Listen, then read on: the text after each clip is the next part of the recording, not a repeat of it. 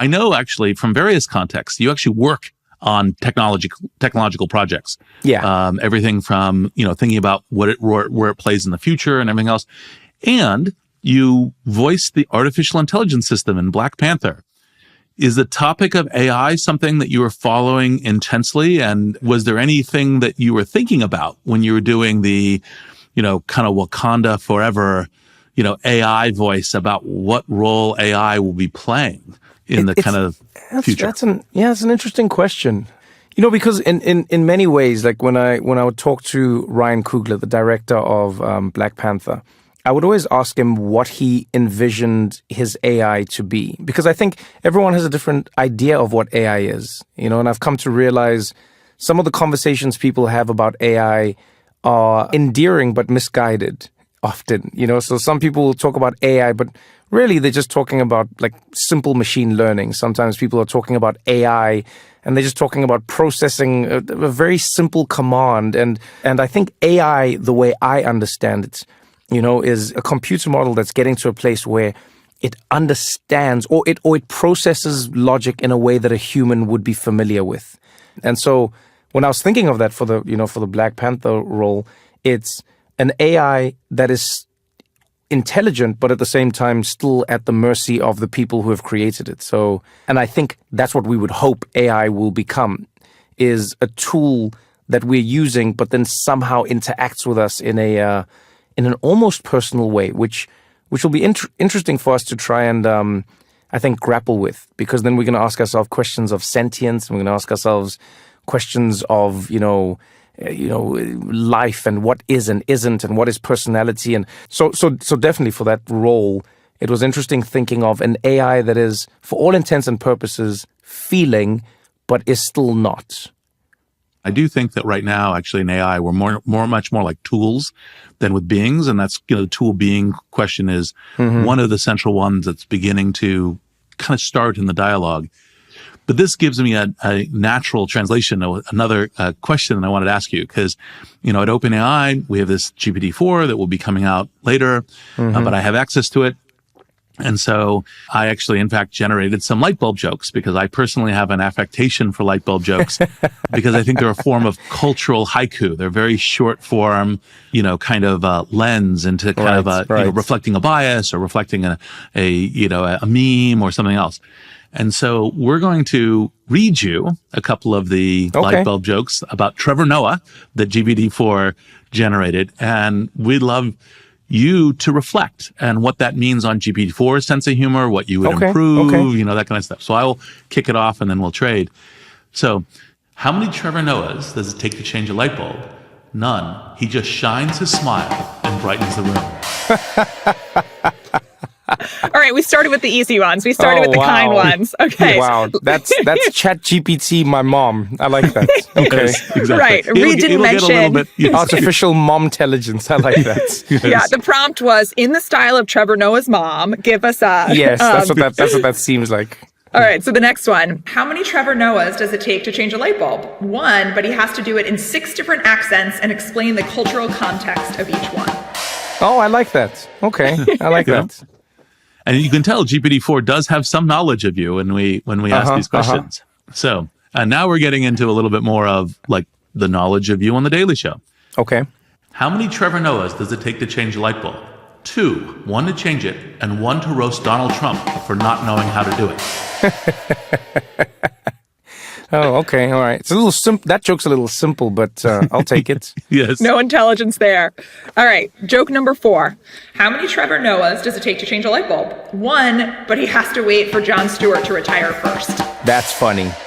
That's funny. See, that's a great joke. That's actually a very nice light bulb joke. I'm good. We have similar judgments. So what do you think about GPT-4? And in this little microcosm, does it have a sense of humor? I will start with the second question first. Does it have a sense of humor? I don't know the answer to that question, and I don't think any of us knows the answer to that question. Does it understand what a sense of humor may be? I think the answer is yes. It is able to learn how we use language to create what we call a sense of humor.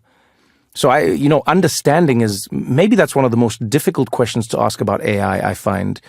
because we don't know what understanding even is. You know, and I know you've done a lot of work in this, Reid, but one of the most fascinating stories in AI I came across was, so you know this, I've been working with Microsoft for years. You know, I've been lucky enough to consult with them, and it started in hardware, and then, you know, we work in philanthropy together, and then it spilled over into AI and everything else.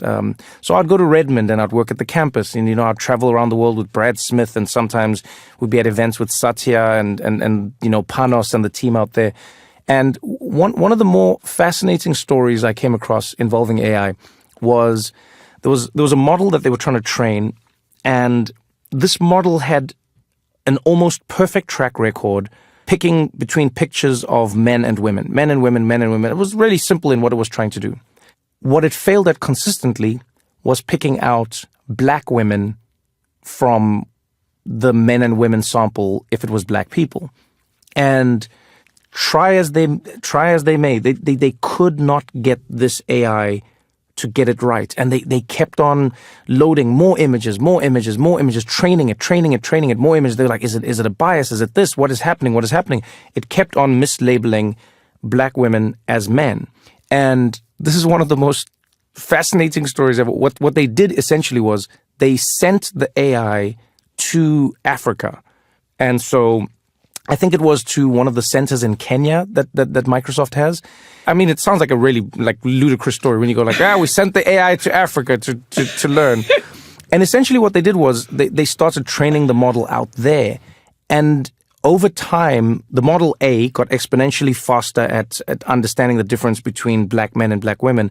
But the reason was most interesting. They realized that the AI never knew what a man or a woman was. All it had drawn was a correlation between people who wear makeup and people who don't wear makeup. Mm-hmm. And it had decided that was man and that was woman. And so the programmers and everyone using the AI had assumed that the AI understood what a man was and what a woman was, and didn't understand why it didn't understand it, and only came to realize when it went to Africa that the AI was using makeup. And because black people and black women in particular have been underserved in the makeup industry, they don't wear as much makeup. And so they generally don't have makeup on in pictures, and they don't have makeup that's prominent. And so the AI never knew. It never understood man or woman. It just went, red lips, blush on cheeks, blue eyeshadow, woman. And that was it. And so I think, you know, whenever we have these conversations about that, about understanding, I think we are still at the very basic stages of understanding what understanding even is, and then trying to draw all those correlations between all the different data points of what a thing is thinking or not thinking, or is it just inferring from an idea? You know what I mean? Yeah, 100%. One of the things that I think about this great kind of 2023 being this year of large language models and acceleration in a variety of AI things is we're now actually going to get much more sophisticated. We kind of apply this human metaphor, understand, speaks, has a sense of humor, and we kind of do it poorly when we get to animals because we presume that they're less intelligent because they don't really have that same model, and yet they do have a model of the world, and they do have some feelings and all the rest.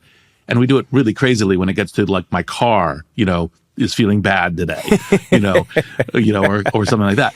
Now we have to be much more sophisticated and understand what understanding is. That it isn't just the question of, does it understand the way Trevor does, or the way Aria does, or the way Reid does? But it's like, okay, what is that notion of understanding, and how does it apply here, and how does it apply here? Right. I completely agree.